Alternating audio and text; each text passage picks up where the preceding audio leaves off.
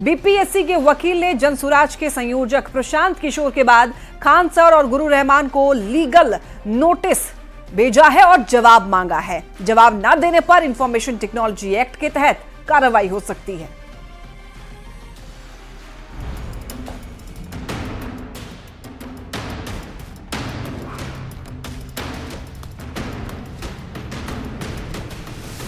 बिहार के कोचिंग कारोबार के दो बड़े चेहरे खान सर और गुरु रहमान अपने अलग अंदाज और सोशल मीडिया पर फैन फॉलोइंग की वजह से तो दोनों चर्चा में रहते ही हैं। हाल के दिनों में बीपीएससी के मुद्दे पर दोनों सुर्खियों में हैं, लेकिन बीपीएससी को लेकर दिया गया बयान इन दोनों पर भारी पड़ सकता है।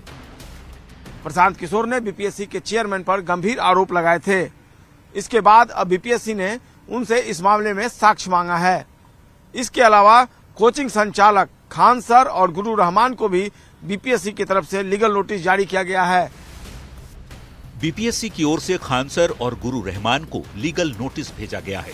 बिहार लोक सेवा आयोग के वकील ने लीगल नोटिस भेजकर दोनों से जवाब मांगा है। नोटिस के जरिए पूछा गया है कि आपने कैसे ये कहा कि बीपीएससी की सीट बेची जा रही है और यह सब अध्यक्ष और अध्यक्ष के लोगों के द्वारा किया जा रहा है। इनसे यह कहा गया है कि जब बीपीएससी ने नॉर्मलाइजेशन का मामला लागू नहीं किया, तब आखिरकार उनकी तरफ से छात्रों के बीच यह भ्रम की स्थिति क्यों फैलाई गई कि नॉर्मलाइजेशन का मामला बीपीएससी लागू कर रहा है, और इसी कारण इस मामले को लेकर छात्र आंदोलन पर उतर गए थे।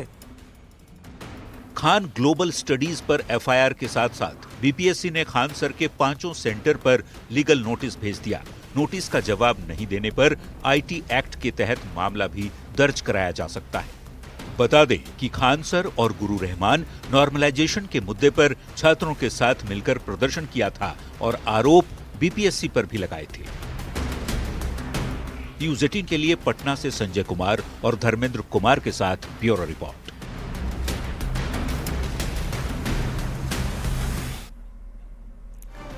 आइए खबर को समझते हैं। बीपीएससी ने शुक्रवार को प्रशांत किशोर को लीगल नोटिस भेजा था। इसमें प्रशांत किशोर की ओर से बीपीएससी पर लगाए गए आरोपों का साक्ष्य देने के लिए कहा गया है और उसके बाद बीपीएससी ने बिहार के 2 कोचिंग संचालक पर भी खान सर और गुरु रहमान को भी नोटिस भेजा है। अब देखिए, बीपीएससी ने खान सर को नोटिस भेजा है। बीपीएससी ने खान सर को नोटिस में वीडियो क्लिप्स का लिंक और बयान भी भेजा है। और देखिए, बीपीएससी की ओर से भेजे गए नोटिस में खान सर की ओर से बीपीएससी पर लगाए गए आरोपों का साक्ष्य देने के लिए कहा गया है। अब ऐसे में यह समझना जरूरी है कि खान सर ने आखिर क्या कुछ आरोप लगाए थे बीपीएससी पर, जिसको लेकर बीपीएससी ने नोटिस भेजा है और इस नोटिस में आखिर क्या है। तो आपको बता दें कि बीपीएससी के नोटिस में यह कहा गया है कि खान सर ने बीपीएससी के खिलाफ दुष्प्रचार किया है और आयोग की प्रतिष्ठा को धूमिल करने की कोशिश भी की गई है। दरअसल बीपीएससी ने नोटिस में जो वीडियो क्लिप भेजा है उसमें खान सर सीट बेचने का आरोप लगाते हुए दिख रहे हैं और ये कहते हुए दिख रहे हैं कि जो पैसा खिलाएगा उसको एक्स्ट्रा नंबर मिलेगा। और खान सर ने अपने बयान पर बच्चों को मेंटली टॉर्चर करने का आरोप लगाते हैं और नॉर्मलाइजेशन की मनमानी का आरोप लगाते हुए भी दिखाई दे रहे हैं, जबकि 17वीं बीपीएससी की परीक्षा में नॉर्मलाइजेशन की कोई बात नहीं थी। अब देखिए, यही नहीं, बीपीएससी के नोटिस में खान सर पर बीपीएससी के लिए अभद्र भाषा का इस्तेमाल करने और साथ ही बीपीएससी चेयरमैन पर अशोभनीय टिप्पणी करने का भी आरोप लगा है। अब देखिए, जवाब मांगा गया है। जवाब न देने पर आईटी एक्ट के तहत कार्रवाई हो सकती है। तो ये पूरा मामला है। अब लीगल नोटिस भेजा गया है बीपीएससी की तरफ से। बढ़ते हैं खबरों में आगे। नेता प्रतिपक्ष तेजस्वी यादव ने सीएम नीतीश कुमार को लेकर कहा है कि नीतीश कुमार को गठबंधन में लेना मतलब कि अपने पैर पर कुल्हाड़ी मारने जैसा होगा।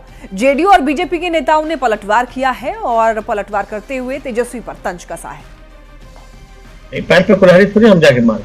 पिताजी आपके हाय हाय नीतीश कर रहे हैं, हाय नीतीश, और आप नीतीश कुमार हाय हाय कर रहे हैं। 73 साल के नीतीश कुमार बिहार की राजनीति का एक ऐसा चेहरा बन चुके हैं जिनका नाम लिए बगैर बिहार की सियासत में कोई बात नहीं आगे बढ़ती। चाहे कोई सपोर्ट करे या विरोध करे, नीतीश कुमार को इग्नोर तो कोई कतई नहीं कर सकता। तभी तो उनके नाम पर चर्चा थमती ही नहीं है। लास्ट था। एक बार फिर तेजस्वी यादव ने कहा है कि नीतीश कुमार को गठबंधन में लेना मतलब अपने पैर पर कुल्हाड़ी मारने जैसा होगा। भाई पैर पे कुल्हाड़ी थोड़ी हम जाके मारेंगे। ऐसा नीतीश जी बोलते हैं कि कभी इधर कभी उधर प्रतिमा देते हैं।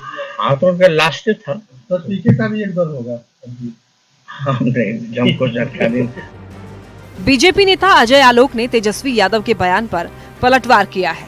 अजय आलोक ने कहा, आपके पिता हाय हाय नीतीश कर रहे हैं और आप नीतीश कुमार हाय हाय कर रहे हैं। अरे तेजू बाबा, वो कहावत सुनी है, बाप ने मारी मुंगड़ी बेटा तीरंदाज। आपका वही हाल आजकल हो रहा है। पिताजी आपके हाय हाय नीतीश कर रहे हैं, हाय नीतीश, और आप नीतीश कुमार हाय हाय कर रहे हैं। अरे पिताजी के साथ तो सुर मिलाइए, क्या कर रहे हैं आप? दरअसल कुछ दिनों पहले आरजेडी के अध्यक्ष लालू प्रसाद ने नीतीश कुमार के साथ आने के सवाल पर दरवाजा खुले होने की बात कही थी, लेकिन नीतीश कुमार ने उनके ऑफर को ठुकरा दिया था। वैसे तेजस्वी यादव इसके पहले भी कई बार नीतीश कुमार को गठबंधन में लाने के सवाल को पूरी तरीके से ठुकरा चुके हैं। लेकिन सवाल है कि जब नीतीश कुमार बार बार ये कहते रहे हैं कि अब वो आरजेडी के साथ जाने की गलती कभी नहीं करेंगे, फिर बार बार नीतीश कुमार का नाम लेने की जरूरत क्यों पड़ती है? न्यूज़ 18 के लिए बगहा से मुन्ना राज और आनंद अमृतराज के साथ ब्यूरो रिपोर्ट। आइए अब समझते हैं कि नीतीश का नाम क्यों लेते हैं आखिर बार बार तेजस्वी यादव। देखिए, नीतीश कुमार करीब 20 साल से बिहार की राजनीति का केंद्र बने हुए हैं। बिहार में नीतीश के बगैर कोई सरकार नहीं बनती है। सरकार बनाने के लिए बीजेपी को नीतीश का सहारा लेना पड़ता है। तो बिना नीतीश के पिछले 20 साल में आरजेडी की सत्ता में वापसी संभव नहीं हो पाई है। अब देखिए, कुछ दिनों पहले नीतीश कुमार और बीजेपी के बीच में खटपट की कयासबाजी चल रही थी। इसी दौरान आरजेडी अध्यक्ष लालू प्रसाद ने नीतीश कुमार को साथ आने का ऑफर दे दिया। नीतीश कुमार ने तुरंत लालू प्रसाद के ऑफर को ठुकरा दिया। ऐसे में अब तेजस्वी यादव क्या बोलते? यही कहेंगे कि उनको जरूरत नहीं है, उनको साथ लाकर पैर पर कुल्हाड़ी मारेंगे। अब चूंकि तेजस्वी यादव बिहार में देखिए विपक्ष का चेहरा है, तेजस्वी को सरकार बनाने के लिए नीतीश कुमार का हटना बहुत जरूरी है और यही वजह है कि तेजस्वी यादव बार बार नीतीश कुमार पर निशाना साधते हैं। तेजस्वी यादव ये बताने की कोशिश लगातार कर रहे हैं कि नीतीश कुमार थक गए हैं, नीतीश कुमार अब टायर्ड हो चुके हैं, अब उनको हट जाना चाहिए, सत्ता उनको छोड़ देनी चाहिए। इसी वजह से बार बार तेजस्वी यादव नीतीश कुमार पर तंज भी कसते हुए दिखाई देते हैं। चलिए बढ़ते हैं खबरों में आगे। देखिए, सीएम नीतीश कुमार ने आज दरभंगा के लिए खजाना खोल दिया। प्रगति यात्रा के दौरान सीएम नीतीश ने दरभंगा को 2000 करोड़ की योजना की सौगात दी। नीतीश कुमार ने दरभंगा के लिए बड़े बड़े ऐलान कर दिए।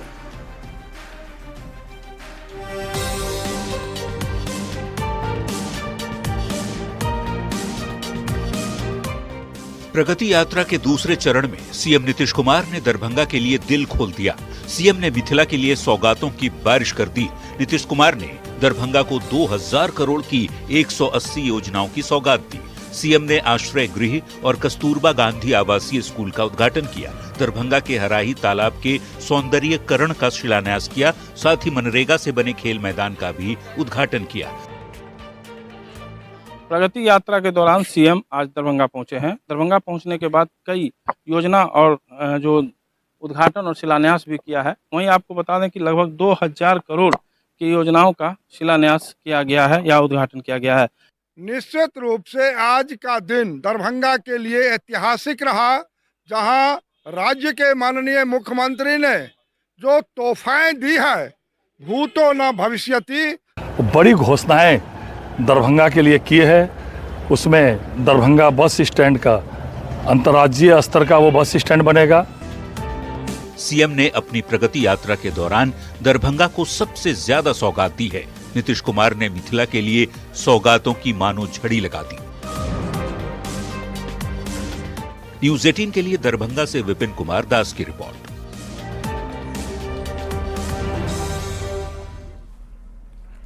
तो अपनी प्रगति यात्रा के दूसरे चरण में दरभंगा पहुंचे सीएम नीतीश ने दरभंगा को 2000 करोड़ की 180 योजनाओं की सौगात दी। प्रगति यात्रा के दौरान दी गई ये सबसे बड़ी सौगात मानी जा रही है। तो ऐसे में अब आइए ये जानते हैं कि वो कौन कौन सी योजनाएं हैं जिसकी सौगात सीएम नीतीश ने दरभंगा को दी। आपको बताते चलते हैं और ग्राफिक से जरिए आपको दिखाते भी चलेंगे। देखिए, दिल्ली मोड़ का बस अड्डा अंतर्राज्यीय बस पड़ाव बनेगा और साथ ही साथ आपको बता दें गंगा सागर, हड़ाही और दिघी तालाब का सौंदर्यीकरण भी किया जाना है। तो क्या सौगात दी गई है वो आपको एक एक करके दिखा रहे हैं ग्राफिक्स के जरिए। बता दें आपको, दिल्ली मोड़ का बस अड्डा अंतर्राज्यीय बस पड़ाव बनेगा। इसके अलावा गंगा सागर, हड़ाही और दिघी तालाब का सौंदर्यीकरण किया जाना है। इसके अलावा बात करें तो दोनार चौक के पास में आरओबी का निर्माण होगा। तो वहीं डीएमसीएच तक दरभंगा आमस हाईवे से एलिवेटेड रोड का भी संपर्क बनेगा। अब देखिए, एकमी चौक से स्टेशन तक सड़क का चौड़ीकरण भी किया जाना है। वहीं अस्मा पुल के पास से स्टेट हाईवे 56 तक बाईपास बनाया जाएगा। एलिवेटेड सड़क का निर्माण भी किया जाना है। इसके अलावा देखिए, शोभन बाईपास 4 लेन पथ के रूप में विकसित होगा। और इसके अलावा बाबा कुशेश्वर स्थान का सौंदर्यीकरण और विकास किया जाना है। वहीं देखिए, मिथिला शोध संस्थान का आधुनिकीकरण होगा। तो ये कुछ बड़ी सौगात जो है नीतीश कुमार की तरफ से दिया गया है दरभंगा वासियों के लिए, और ये बहुत बड़ी सौगात मानी जा रही है। चलिए बढ़ते हैं खबरों में आगे। दिल्ली चुनाव से पहले एक ऐसी रिपोर्ट आई है जिससे अरविंद केजरीवाल की टेंशन बढ़ सकती है। बीजेपी ने दिल्ली विधानसभा चुनाव से ठीक पहले एक बार फिर एक्साइज पॉलिसी का मुद्दा उठाया है।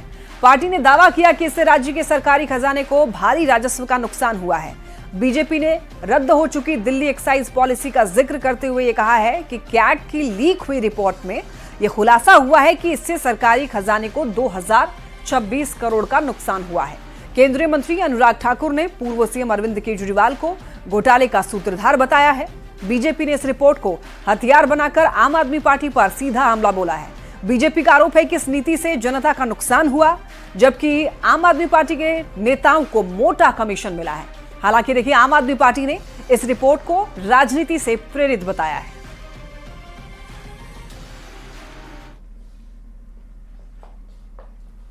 क्योंकि 2025 वित्तीय वर्ष है, लेकिन शराब घोटाला 2026 करोड़ का है। जी हां, दिल्ली शराब घोटाला 2026 करोड़ राजकोषीय घाटा हुआ है। तो रिपोर्ट आपने देख ली है। अब देखिए, दिल्ली शराब घोटाले की चर्चा तो पूरे देश में ही चल रही है, और घोटाले के आरोप में देखिए पूर्व सीएम अरविंद केजरीवाल को जेल तक भी जाना पड़ गया। अब इस दिल्ली की शराब नीति पर सीएजी यानी कि कैग की रिपोर्ट सामने आई है।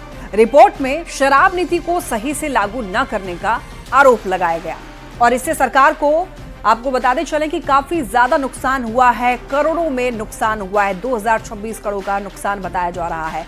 और देखिए, सीएजी की रिपोर्ट पे विशेषज्ञों की अनदेखी, पारदर्शिता की कमी है, और साथ ही साथ आपको ये बताते चले ये कुछ नुकसान बताए जा रहे हैं। और देखिए, बोलियों में गड़बड़ी है, गलत माफिया और छूट की भी बात सामने आई।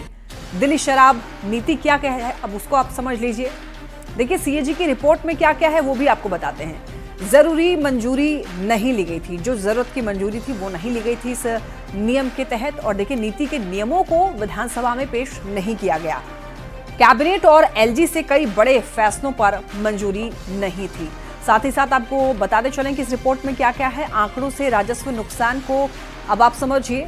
वापस लिए गए लाइसेंसों को फिर से टेंडर नहीं करने से 890 करोड़ का नुकसान हुआ। और आपको बताते चलें, जोनल लाइसेंस धारकों को दी गई छूट से 941 करोड़ का नुकसान हुआ है।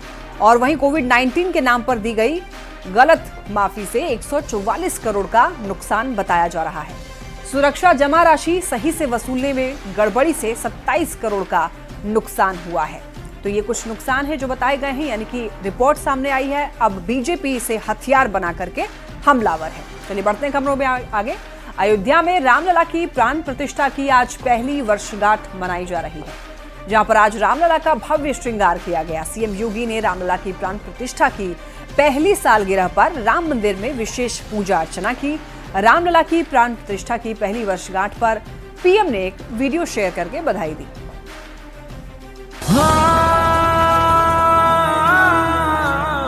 ये कैलेंडर पर लिखी एक तारीख नहीं, ये एक नए काल चक्र का उद्गम है।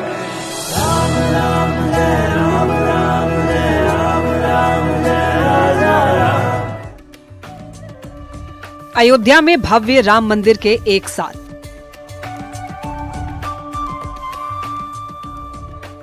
अयोध्या में रामलला की प्राण प्रतिष्ठा की पहली वर्षगांठ पर भव्य श्रृंगार किया गया। मुकुट से लेकर वस्त्र आभूषण रामलला को धारण कराया गया।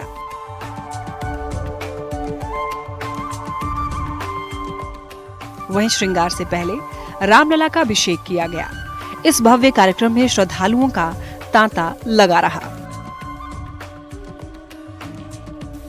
रामलला की प्राण प्रतिष्ठा की पहली वर्षगांठ पर पीएम ने वीडियो शेयर कर बधाई दी है। ये मंदिर मात्र एक देव मंदिर नहीं है, ये भारत की दृष्टि का, भारत के दर्शन का, भारत के दिग्दर्शन का मंदिर है। ये मंदिर मात्र एक देव मंदिर नहीं। पीएम मोदी ने सोशल मीडिया एक्स पर लिखा है, सदियों के त्याग, तपस्या और संघर्ष से बना ये मंदिर हमारी संस्कृति और अध्यात्म की महान धरोहर है। मुझे विश्वास है कि ये दिव्य भव्य राम मंदिर विकसित भारत के संकल्प की सिद्धि में एक बड़ी प्रेरणा बनेगा। रामलला की पहली वर्षगांठ पर उत्तर प्रदेश के मुख्यमंत्री योगी आदित्यनाथ अयोध्या पहुंचे। इस दौरान सीएम योगी ने रामलला की प्राण प्रतिष्ठा की पहली सालगिरह पर राम मंदिर में विशेष पूजा अर्चना की।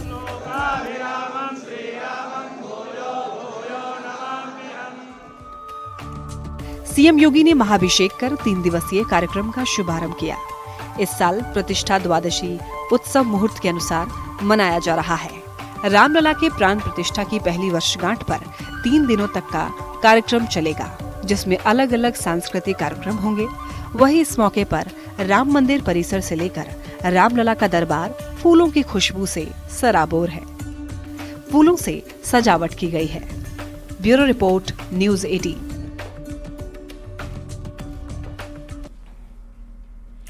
भव्य राम मंदिर के 1 साल, रामलला की प्राण प्रतिष्ठा के 1 साल और इन 1 साल में अयोध्या की तस्वीर बदल गई है। मंदिर में भक्तों की भीड़, चढ़ावा में बेशुमार वृद्धि हुई है। 1 साल में करीब 3.50 करोड़ श्रद्धालुओं ने अयोध्या आकर रामलला के दर्शन किए हैं। 1 वर्ष के अंतराल में श्रद्धालुओं ने 363 करोड़ रुपए से ज्यादा का दान दिया है। इसके अलावा श्रद्धालुओं ने 20 किलोग्राम सोना और 13 क्विंटल चांदी भी रामलला को भेंट की। होटल, सड़क, जमीन से लेकर के कारोबार बहुत बढ़ा है और अयोध्या में 10 गुना जमीन के भी दाम बढ़ गए हैं। तो देखिए कि इन 1 सालों में कितना कुछ बदल गया है अयोध्या में। इसी से आप फर्क समझ सकते हैं कि राम मंदिर के प्राण प्रतिष्ठा के बाद में यहाँ पर क्या कुछ बदला है। चलिए बढ़ते हैं खबरों में आगे। बिहार में मंदिर में तोड़फोड़ की घटनाएं जारी है। छपरा के इसुआपुर में असामाजिक तत्वों ने शिव मंदिर में तोड़फोड़ करते हुए शिवलिंग को क्षतिग्रस्त कर दिया। प्रशासन ने पहले तो इसे असामाजिक तत्वों की करतूत बताया और फिर बयान बदलते हुए कहा है कि किसी विक्षिप्त व्यक्ति ने घटना को अंजाम दिया है। ऐसे में बड़ा सवाल है कि बार बार ऐसी वारदात क्यों हो रही है? आखिर कौन है जो माहौल बिगाड़ रहा है?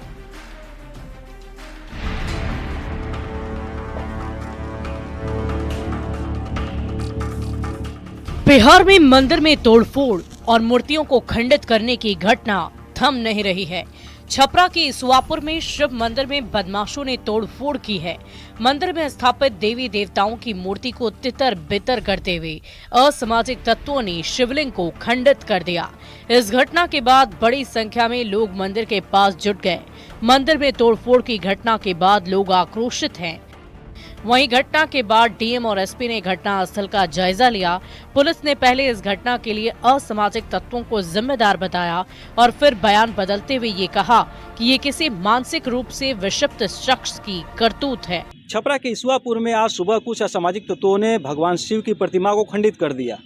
पुलिस ने प्रारंभिक जाँच के बाद इसे असामाजिक तत्वों की साजिश बताया, लेकिन अब पुलिस ने बयान बदल लिया और पुलिस का कहना है कि किसी विक्षिप्त ने मंदिर में घुसकर इस घटना को अंजाम दिया है। हाँ, डीएम साहब और हमने भी वहाँ पर उस क्षेत्र का दौरा किया। वहाँ पर जो प्रबुद्ध लोग हैं, सरपंच और बाकी लोग हैं, उन सबसे शांति समिति की बैठक भी करी है।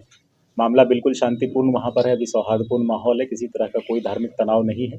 ये किसी विक्षिप्त पागल व्यक्ति के द्वारा किया गया जैसा लोगों ने बताया है, उसकी पहचान भी हो चुकी है। मंदिर में तोड़फोड़ की घटना के बाद भारी संख्या में पुलिस बल की तैनाती कर दी गई है। शांति समिति की बैठक भी आयोजित की गई, लेकिन बड़ा सवाल है कि बार बार मंदिर में मूर्तियों को तोड़ने की घटना क्यों सामने आ रही है। इससे पहले भागलपुर के सनहौला शिव मंदिर में तोड़फोड़ की घटना हुई थी। मंदिर में मौजूद भगवान की प्रतिमाओं को छत विक्षत कर दिया गया था। बांका में हनुमान मंदिर में तोड़फोड़ की गई, मंदिर का झंडा उखाड़कर फेंक दिया गया था।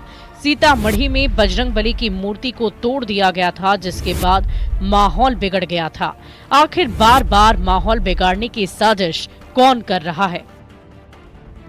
छपरा से न्यूज़ 18 के लिए संतोष गुप्ता की रिपोर्ट।